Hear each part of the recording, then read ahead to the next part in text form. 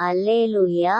கர்த்தருக்கு புதுப்பாட்டை பாடுங்கள், பரிசுத்தவான்களின் சபையிலே அவருடைய துதி விளங்குவதாக.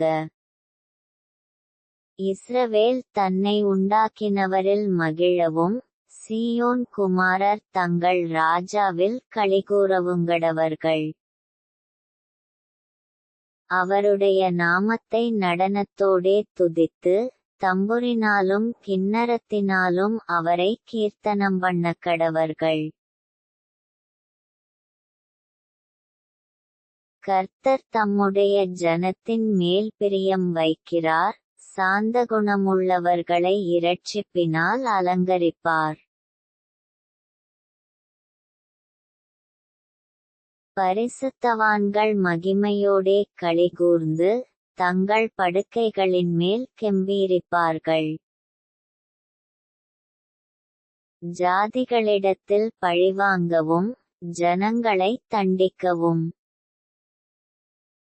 அவர்களுடைய ராஜாக்களை சங்கிலிகளாலும், அவர்களுடைய மேன்மக்களை இருப்பு விலங்குகளாலும் கட்டவும், எழுதப்பட்ட நியாயத்தீர்ப்பை அவர்கள் பேரில் செலுத்தவும். அவர்கள் வாயில் கர்த்தரை உயர்த்தும் துதியும், அவர்கள் கையில் இருபுறமும் கருக்குள்ள பட்டயமும் இருக்கும். இந்த கனம் அவருடைய பரிசுத்தவான்கள் யாவருக்கும் உண்டாகும். அல்லேலூயா.